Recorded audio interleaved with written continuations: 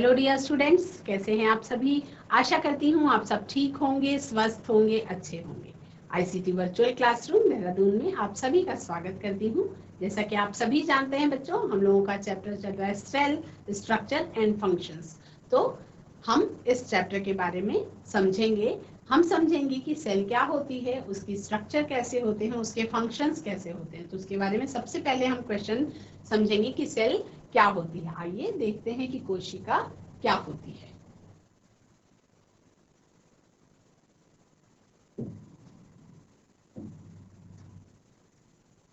बच्चों, कोशिका जो है वो जीवन की मूलभूत इकाई होती है। सेल जो है वो बेसिक यूनिट ऑफ लाइफ होता है। आप सभी को पता है, मैंने आपको बता दिया था कि कोशिका की डिस्कवरी में जो कोशिका है उसकी खोज रॉबर्ट हुक ने की थी। तो रॉबर्ट हुक ने क्या की थी, एक मृत कोशिका की खोज की थी, सन 1665 ईस्वी में की थी। और उसके बाद कोशिका क्या है इसके बारे में आप सभी को पता है। कुछ ऐसी दिखाई पड़ती है कोशिका। सभी जो एक कोशिकीय जीव होते हैं वो अपनी स्वतंत्र अस्तित्व उनका होता है और वो सभी अपने लाइफ से एसेंशियल फंक्शंस को परफॉर्म कर सकते हैं। किसी भी जीवन को बनने के लिए एक कंप्लीट स्ट्रक्चर कोशिका का होना जरूरी है। यानी एक कोशिका से कम कुछ भी ऐसा नहीं है जिससे एक जीवन की उत्पत्ति हो सके, है ना। सेल जो है स्ट्रक्चरल और फंक्शनल यूनिट ऑफ लाइफ है। एंटोनी वॉन ल्यूवेनहॉक ने सबसे पहले एक जीवित कोशिका की खोज की थी और उसके बाद में रॉबर्ट ब्राउन ने डिस्कवर किया था न्यूक्लियस, यानी कि केंद्रक की उन्होंने खोज की थी। और केंद्रक की खोज करने के बाद फिर समय के साथ जब सूक्ष्मदर्शी में और अच्छे आविष्कार हुए, इलेक्ट्रॉन माइक्रोस्कोप तक आया, तब उसके बाद कोशिकांगों और कोशिकांगों के अंदर के स्ट्रक्चर्स के बारे में आपको पता चला। कोशिका सिद्धांत का मतलब ये था कि 1838 में मैथियास श्लाइडेन, जो कि जर्मन बोटेनिस्ट थे, उन्होंने कुछ पौधों पर, बहुत सारे पौधों पर अपना ऑब्जर्वेशन किया और उन्होंने देखा कि अलग अलग प्रकार की कोशिकाओं से मिल करके पौधों के ऊतक बने हुए होते हैं। उसके बाद उसी समय पे उसके अगले साल 1839 में थियोडोर श्वान ने, जो कि ब्रिटिश जूलॉजिस्ट थे, उन्होंने एनिमल सेल्स पे रिसर्च करी और उन्होंने ये रिपोर्ट किया कि एनिमल सेल्स के बाहर की तरफ एक थिन आउटर लेयर होती है जो आज के समय में प्लाज्मा मेम्ब्रेन के नाम से जानी जाती है। और उन्होंने अपनी स्टडीज में ये भी बताया कि प्लांट टिश्यूज जो होते हैं उसके अंदर सेल वॉल प्रेजेंट होती है, जो कि यूनिक कैरेक्टरिस्टिक फीचर है किसका, प्लांट सेल्स का। इसी आधार पे श्लाइडेन और श्वान ने दोनों ने मिलकर के क्या किया, श्लाइडेन और श्वान ने दोनों ने सेल थ्योरी दी। लेकिन ये सेल थ्योरी जो थी वो ये बताने में कामयाब नहीं हो पाई कि नई सेल्स कैसे बनती हैं। तो ये तो थी सेल थ्योरी। ओवरव्यू क्या था सेल का ओवरव्यू ये था कि अनियन सेल जो है, जो एक टिपिकल प्लांट सेल है, उसमें एक आउटर बाउंड्री होती है सेल मेम्ब्रेन के अलावा, जिसे हम क्या कहते हैं, सेल वॉल के अलावा सेल मेम्ब्रेन भी उसमें होती है। और जो ह्यूमन चीक सेल्स थी उसमें केवल आउटर मेम्ब्रेन जो सेल मेम्ब्रेन थी, लेकिन सेल वॉल उसमें प्रेजेंट नहीं थी। न्यूक्लियस जो रॉबर्ट ब्राउन ने खोजा था, उस न्यूक्लियस के अंदर क्रोमोसोम्स पाए जाते हैं जो कि आनुवांशिक पदार्थ होता है। और यूकैरियोटिक कोशिकाओं में ये जो न्यूक्लियस होता है ये मेम्ब्रेन बाउंड होता है, और जो प्रोकैरियोट्स होते हैं उनमें ये न्यूक्लियस मेम्ब्रेन बाउंड नहीं होता है। ठीक है। प्रोकैरियोटिक और यूकैरियोटिक दोनों प्रकार की कोशिकाओं में जो सेमी फ्लूइड मैट्रिक्स होता है उसे हम साइटोप्लाज्म कहते हैं। और साइटोप्लाज्म जो सेलुलर एक्टिविटीज बोथ प्लांट्स और एनिमल सेल्स में केमिकल रिएक्शंस ज्यादातर और जीव को जीवित रखने के लिए जो प्रक्रियाएं होती हैं वो किसमें होती है, ज्यादातर साइटोप्लाज्म में होती है। न्यूक्लियस के अलावा यूकैरियोटिक सेल्स में कुछ और मेम्ब्रेन बाउंड डिस्टिंक्ट स्ट्रक्चर्स होते हैं जिन्हें हम कोशिकांग कहते हैं।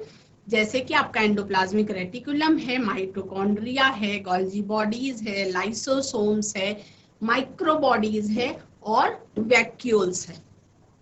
प्रोकैरियोटिक सेल्स जो हैं उनमें इस तरीके का मेम्ब्रेन बाउंड ऑर्गेनेल्स जो है वो मौजूद नहीं होते हैं। राइबोसोम्स आपके are non membrane bound organelles found in all cells. Ribosomes जो है वो नॉन मेम्ब्रेन बाउंड ऑर्गेनेल्स होते हैं और सभी प्रकार की कोशिकाओं में पाए जाते हैं, यूकैरियोटिक कोशिकाओं में भी एज वेल एज प्रोकैरियोटिक कोशिकाओं में भी। सेल के अंदर ही राइबोसोम्स जो हैं वो केवल साइटोप्लाज्म में ही नहीं पाए जाते, बल्कि वो 2 और ऑर्गेनेल्स में पाए जाते हैं। जैसे क्लोरोप्लास्ट्स का उनका अपना राइबोसोम होता है, माइटोकॉन्ड्रिया का उनका अपना राइबोसोम होता है, और रफ एंडोप्लाज्मिक रेटिकुलम की आउटर सरफेस पे भी राइबोसोम्स पाए जाते हैं। एनिमल सेल्स जो हैं वो एक another non membrane bound organelle उनके पास होता है जिन्हें हम कहते हैं सेंट्रोसोम, और सेंट्रोसोम सेल डिवीजन में हेल्प करते हैं।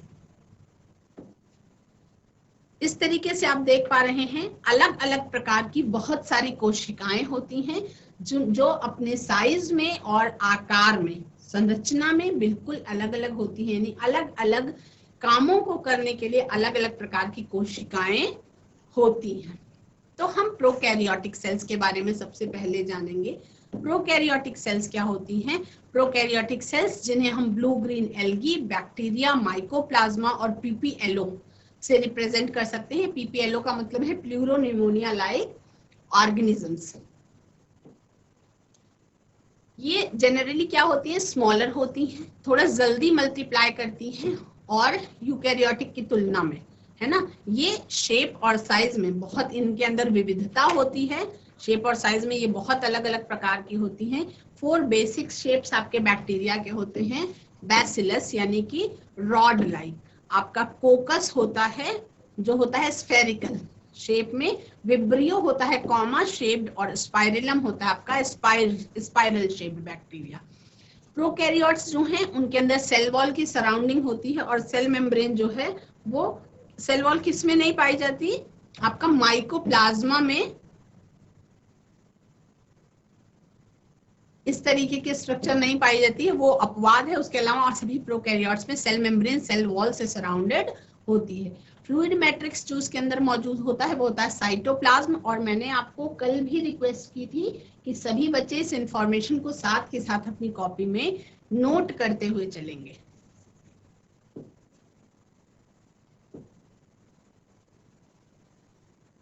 उनमें वेल डिफाइंड न्यूक्लियस नहीं पाया जाता है। जेनेटिक मटेरियल बेसिकली कैसा होता है? नग्न अवस्था में होता है, यानी कि न्यूक्लियर मेम्ब्रेन से घिरा हुआ नहीं होता, और इसलिए उस पार्ट को हम क्या कहते हैं? उस पार्ट को हम न्यूक्लियोइड कहते हैं। उसके अलावा उसमें स्मॉलर डीएनए पाया जाता है, सर्कुलर डीएनए पाया जाता है, जीनोमिक डीएनए के बाहर जो होता है, जिसको हम क्या कहते हैं? प्लाज्मिड्स कहते हैं इन्हें हम। न्यूक्लियर मेम्ब्रेन जो है वो यूकैरियोट्स में पाई जाती है। No organelles like the ones in eukaryotes are found in prokaryotic cells except for ribosomes. Nuclear membrane जो है वो यूकैरियोट्स में पाई जाती है, और यूकैरियोट्स जो हैं वो एक ऐसे हैं जिनमें प्रोकैरियोट की तरह राइबोसोम्स नहीं पाए जाते, है ना। यूकैरियोट्स में अलग तरीके से और प्रोकैरियोट्स में अलग तरीके से। प्रोकैरियोट्स ऐसे होते हैं जिनमें कुछ इंक्लूजन्स पाए जाते हैं जो यूनिक कैरेक्टरिस्टिक फीचर्स है। ये specialised differentiated form of cell membrane होते हैं, जिसके जो क्या होते हैं प्रोकैरियोट्स के अंदर। सेल मेम्ब्रेन के अंदर की इनफोल्डिंग्स को हम मेसोसोम्स कहते हैं। आप देख रहे हैं बैक्टीरियल सेल जो है, बैक्टीरियल सेल कुछ इस तरीके की दिखाई पड़ती है, जिसका जो आउटर कवरिंग है वो 3 लेयर्स वाला होता है। सबसे बाहरी लेयर को हम कैप्सूल कहते हैं, मिडिल में सेल वॉल प्रेजेंट होती है, और अंदरूनी लेयर जो है वो प्लाज्मा मेम्ब्रेन कहलाती है। बाहर की तरफ रोए जैसे स्ट्रक्चर होते हैं जिन्हें हम फिम्ब्री कहते हैं। अंदर उसके सेमी फ्लूइड मैट्रिक्स फिल्ड होता है जिसे हम साइटोप्लाज्म कहते हैं। राइबोसोम्स साइटोप्लाज्म में तैरते हुए होते हैं। जेनेटिक मटेरियल न्यूक्लियोइड के रूप में होता है, यानी कि फुली डेवलप्ड न्यूक्लियस नहीं होता, मेम्ब्रेन बाउंड न्यूक्लियस नहीं होता, इसलिए उसको हम न्यूक्लियोइड कहते हैं। उसके अंदर इंक्लूजन बॉडीज पाई जाती हैं और प्लाज्मिड्स भी पाए जाते हैं। तो ये डायग्राम जो है ये सभी बच्चों को अपनी कॉपी में बनाना है, और इसके अलावा सेल एनवेलप और इसके मॉडिफिकेशंस के बारे में आपको पढ़ना है। ये हम किसके बारे में पढ़ रहे हैं? हम प्रोकैरियोटिक सेल के सेल एनवेलप और उसके मॉडिफिकेशंस के बारे में पढ़ रहे हैं। Most prokaryotic cells, particularly the bacterial cells, have a chemically complex cell envelope. वो केमिकली कॉम्प्लेक्स सेल एनवेलप होता है। The cell envelope consists of a tightly bound 3 layered structure. जैसा कि अभी आपने बैक्टीरिया का जो डायग्राम बनाया उसमें देखा आपने कि 3 लेयर्स वाला स्ट्रक्चर होता है। ये सेल एनवेलप जो होता है इसका 3 लेयर्ड स्ट्रक्चर होता है, 3 परतों से बना हुआ होता है। आउटर मोस्ट कवरिंग जो होती है वो बनी हुई होती है ग्लाइकोकैलिक्स की। जो आउटर मोस्ट कवरिंग होती है वो बनी हुई होती है किसकी? ग्लाइकोकैलिक्स की। ग्लाइकोकैलिक्स की बनी हुई सबसे बाहर वाली कवरिंग जो होती है जिसका कैप्सूल बनता है। उसके बाद होती है मिडिल में सेल वॉल और अंदर प्रेजेंट होती है प्लाज्मा मेम्ब्रेन और they act together as a single protective unit.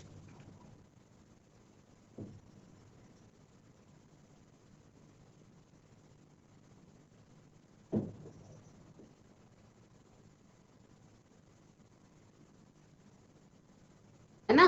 तो ये तीनों मिलकर के एक सिंगल प्रोटेक्टिव यूनिट का काम करती हैं।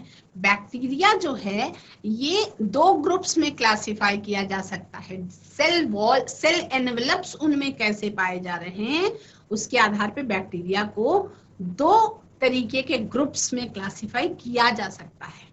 कौन से ग्रुप्स में? The manner in which they respond to the staining procedure developed by Gram viz, यानी ग्राम नेगेटिव बैक्टीरिया और ग्राम पॉजिटिव बैक्टीरिया, 2 तरीके के बैक्टीरिया क्लासिफाई किए गए हैं सेल एनवेलप्स के आधार पे, है ना?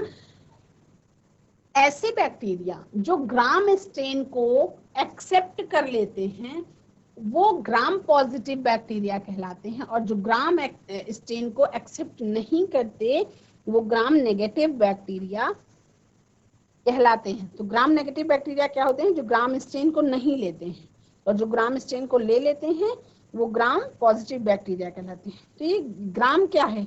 ग्राम स्टेनिंग प्रोसीड्यूर जो है ये ग्राम नाम के वैज्ञानिक के द्वारा डेवलप किया गया था, इसलिए इसको ग्राम स्टेन कहा जाता है। ग्लाइकोकैलिक्स जो है, जो आउटर कवरिंग है, differs in composition and thickness among different bacteria. It could be a loose sheath, या तो वो लूज शीथ के रूप में हो सकती है जिसको हम स्लाइम लेयर कहते हैं कुछ में, और कुछ में ये थिक और टफ हो सकती है, कॉल्ड द कैप्सूल, जिसे हम कैप्सूल कहते हैं। तो अगर स्लाइम लेयर के रूप में है ग्लाइकोकैलिक्स 2 तरीके के, लूज शीथ के रूप में है तो वो स्लाइम लेयर कहलाती है, और अगर टफ थिक तरीके की है तो उसे हम कैप्सूल कहते हैं। सेल वॉल जो है वो डिटरमाइन करती है shape of the cell and provides a strong structural support to prevent the bacterium from bursting और कोलैप्सिंग। सेल वॉल जो है वो सेल की शेप को बरकरार रखती है और उसको एक दृढ़ संरचना प्रदान करती है जिससे बैक्टीरिया जो है वो बर्स्ट ना हो या कोलैप्स ना हो। सारे पॉइंट्स को आपको नोट करना है। मैंने कई बार कहा है कि मल्टीपल चॉइस क्वेश्चंस के रूप में ये आपको हेल्प करेंगे और आपके नीट की प्रिपरेशन में भी ये हेल्प करेंगे, तो इसलिए एक एक पॉइंट को आपको अपनी लैंग्वेज में नोट कर लेना है। एक स्पेशल मेम्ब्रेनस स्ट्रक्चर होता है जिसे हम कहते हैं मीजोसोम्स। ये जो मीजोसोम्स होते हैं ये प्लाज्मा मेम्ब्रेन का इंटरनल एक्सटेंशन होता है। इनफोल्डिंग्स, प्लाज्मा मेम्ब्रेन की इनफोल्डिंग्स जो होती है वो प्रोकैरियोट्स के सेल एनवेलप में पाई जाती है और उसको हम मीजोसोम कहते हैं। उसको हम क्या कहते हैं? उसको हम मीजोसोम कहते हैं। ये एक्सटेंशंस जो है ये कई रूप में हो सकती हैं आपकी, वेसिकल्स के रूप में हो सकती हैं, ट्यूब्यूल्स के रूप में हो सकती हैं, लैमेली के रूप में हो सकती हैं।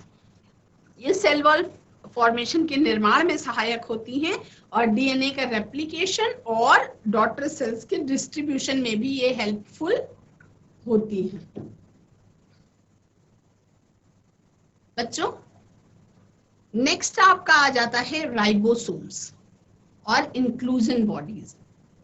ये जो राइबोसोम्स होते हैं और इंक्लूजन बॉडीज होती हैं इनके बारे में आप कैसे समझेंगे? पहले हम राइबोसोम्स और इंक्लूजन बॉडीज के बारे में लिख लेंगे, लेकिन बच्चों उसके बाद अलावा हमें जो है ग्राम पॉजिटिव बैक्टीरिया और ग्राम नेगेटिव बैक्टीरिया के बारे में भी लिखना है, नोट करना है। पहले हम राइबोसोम्स और इंक्लूजन बॉडीज के बारे में समझ लेंगे। राइबोसोम्स और इंक्लूजन बॉडीज जो होते हैं, हम प्रोकैरियोट्स की बात कर रहे हैं सबसे पहले। तो प्रोकैरियोट्स में राइबोसोम्स जो हैं वो एसोसिएटेड होते हैं with the plasma membrane of the cell. Plasma membrane की सेल के साथ ये राइबोसोम्स एसोसिएटेड होते हैं, किसमें? प्रोकैरियोटिक कोशिकाओं में। They are about 15 nanometre by 20 nanometre in size, यानी साइज में ये 15 से 20 नैनोमीटर के आसपास होते हैं। और किस चीज से बने हुए होते हैं? दो सब यूनिट्स से बने हुए होते हैं, जिसको हम 50S और 30S के नाम से जानते हैं। और अब ये टुगेदर एक साथ जब प्रेजेंट होते हैं तो 70S प्रोकैरियोटिक राइबोसोम्स कहलाते हैं। राइबोसोम्स क्या होते हैं? Ribosomes are the site of protein synthesis, यानी प्रोटीन संश्लेषण की प्रक्रिया में राइबोसोम्स के कारण ही प्रोटीन की सिंथेसिस हो पाती है। Several ribosomes may attach to a single messenger RNA and form a chain called polyribosomes or polysomes, यानी कि बहुत सारे राइबोसोम्स की अगर चेन बन जाए और वो सिंगल मैसेंजर आरएनए से अटैच्ड हो तो उसे हम पॉलीराइबोसोम्स या पॉलीसोम्स कहते हैं। The ribosomes of a polysome translate the messenger RNA into proteins. जो राइबोसोम्स होता है, एक पॉलीसोम का वाला जो राइबोसोम होता है वो मैसेंजर आरएनए को ट्रांसलेट कर सकता है और प्रोटीन्स में कन्वर्ट कर सकता है। इंक्लूजन बॉडीज क्या होती है? Inclusion bodies, reserve material in prokaryotic cells, are stored in the cytoplasm in the form of inclusion bodies. These are not bound by any membrane system and lie free in the cytoplasm. ये जो inclusion bodies होती हैं इस पर किसी तरीके का कोई आउटर मेम्ब्रेन कवरिंग नहीं होती है और ये फ्रीली साइटोप्लाज्म में मौजूद होती हैं। एग्जाम्पल के लिए फॉस्फेट ग्रेन्यूल्स, साइनोफाइसिन ग्रेन्यूल्स और ग्लाइकोजन ग्रेन्यूल्स के रूप में ये मौजूद होती हैं। Gas vacuoles are found in the blue, green and purple and green photosynthetic bacteria. और यही inclusion bodies blue green algae में, पर्पल और ग्रीन फॉस्फोसिंथेटिक बैक्टीरिया में गैस वैक्यूल्स के रूप में प्रेजेंट होती हैं।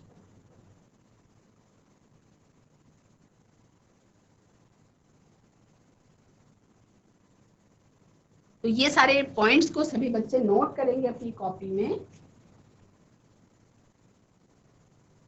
और अब नोट करने के बाद ध्यान से इन पॉइंट्स को समझेंगे। प्रोकैरियोट्स में राइबोसोम्स प्लाज्मा मेम्ब्रेन से जुड़े हुए होते हैं। प्रोकैरियोट्स में राइबोसोम्स प्लाज्मा मेम्ब्रेन से जुड़े हुए होते हैं। इनका साइज 15 नैनोमीटर से 20 नैनोमीटर तक होता है। इसका साइज कैसा होता है?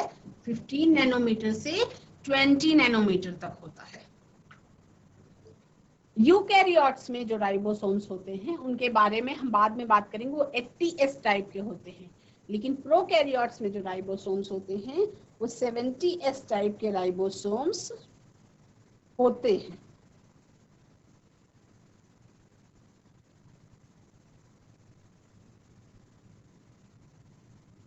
ये अलग अलग राइबोसोम्स यहाँ पे अलग अलग प्रकार के राइबोसोम्स होते हैं। The ribosomes of a polysome translate the messenger RNA into proteins. एक पॉलीसोम के राइबोसोम्स जो हैं वो मैसेंजर आरएनए को प्रोटीन में ट्रांसलेट कर सकते हैं।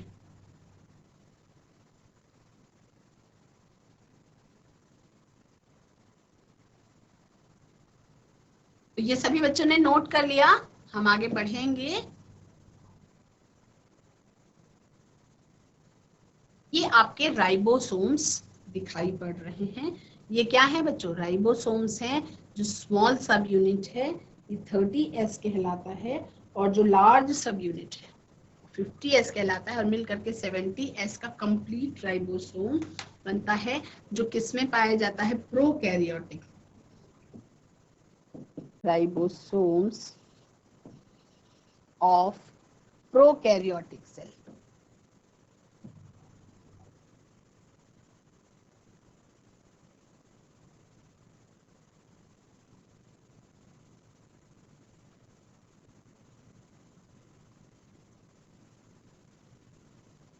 ये क्या है?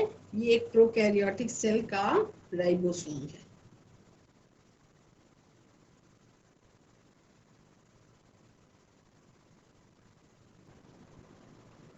सभी बच्चे इसका डायग्राम बना लेंगे।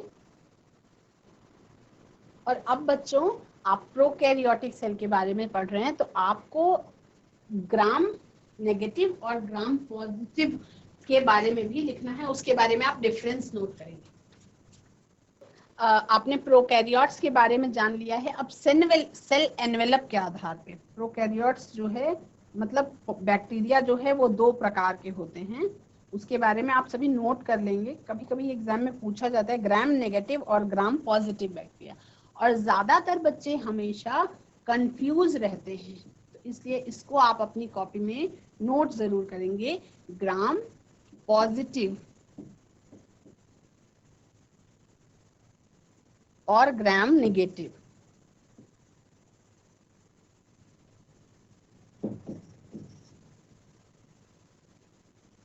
ग्राम पॉजिटिव और ग्राम नेगेटिव क्या चीज? Bacteria.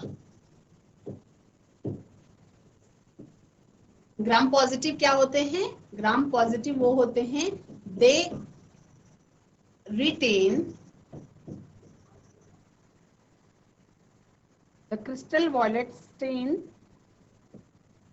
The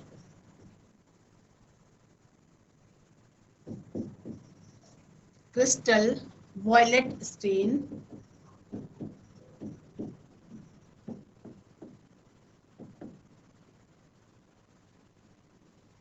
during gram staining.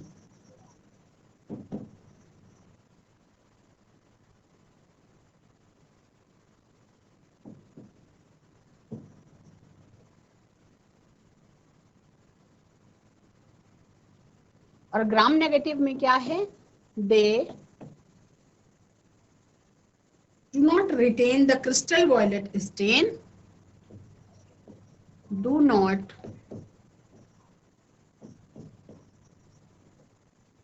retain the crystal violet stain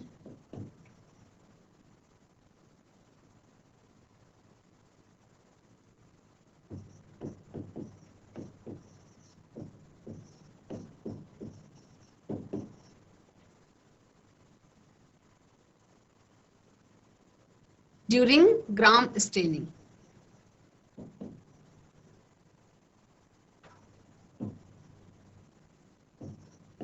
यानी ये ग्राम स्टेन को एक्सेप्ट कर लेता है ग्राम पॉजिटिव, और ग्राम स्टेन को एक्सेप्ट नहीं करता है ग्राम नेगेटिव, है ना। पहला तो यही पॉइंट हो गया। दूसरा पॉइंट ग्राम नेगेटिव और ग्राम पॉजिटिव में क्या है? दूसरा पॉइंट है आपका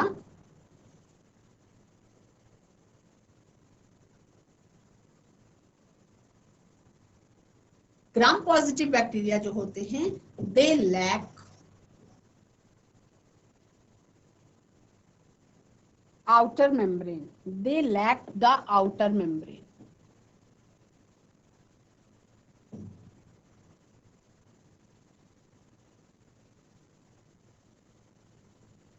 और ग्राम नेगेटिव बैक्टीरिया जो होते हैं, they possess the outer membrane.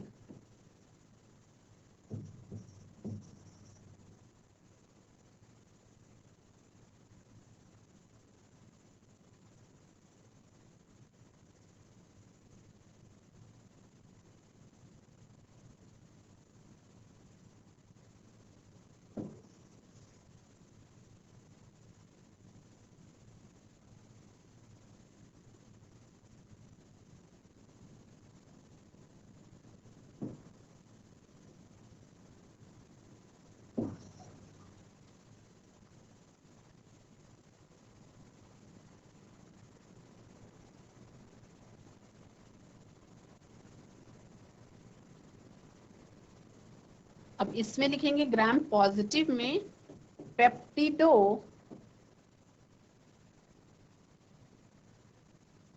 Glycan जो लेयर होती है सेल वॉल में, पेप्टिडो ग्लाइकेन की जो लेयर होती है सेल वॉल में, वो कैसी होती है?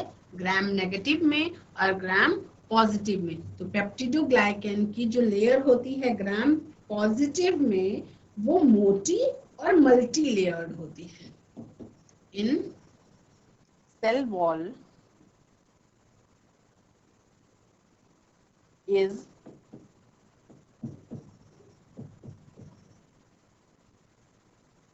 thick and multi-layered.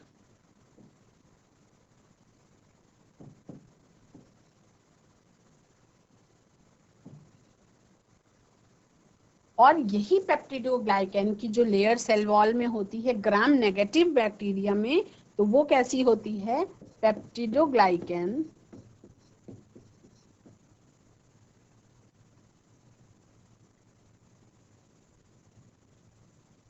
Layer in cell wall is thin and single layered.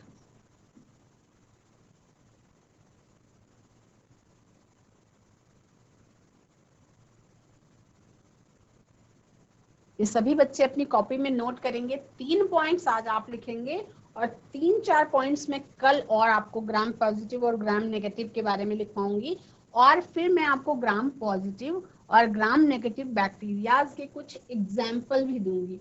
तो एग्जाम में क्या पूछा जाता है? एग्जाम में बच्चों ज्यादातर ग्राम पॉजिटिव और ग्राम नेगेटिव बैक्टीरिया के नाम, जैसे कि मल्टीपल चॉइस क्वेश्चन पूछा जाएगा तो जिसमें 4 नाम दिए जाएंगे, उन 4 नामों में से बस केवल इतना ही पूछा जाएगा कि कौन सा बैक्टीरिया ग्राम पॉजिटिव है और कौन सा बैक्टीरिया ग्राम नेगेटिव है। तो अगर आपको बैक्टीरिया, या तो एक काम कर सकते हैं कि आप ग्राम पॉजिटिव और ग्राम नेगेटिव की लिस्ट को याद कर सकते हैं, या फिर आप उसके कैरेक्टरिस्टिक फीचर्स को समझते हुए बैक्टीरिया को समझ सकते हैं, जिससे आप वहां पे खुद से पता कर सकें कि कौन सा ग्राम पॉजिटिव होगा, कौन सा ग्राम नेगेटिव होगा। तो कोशिश करेंगे कि लिस्ट को याद कर लेंगे, और कुछ पॉइंट्स आप ग्राम पॉजिटिव और ग्राम नेगेटिव के भी याद कर सकते हैं।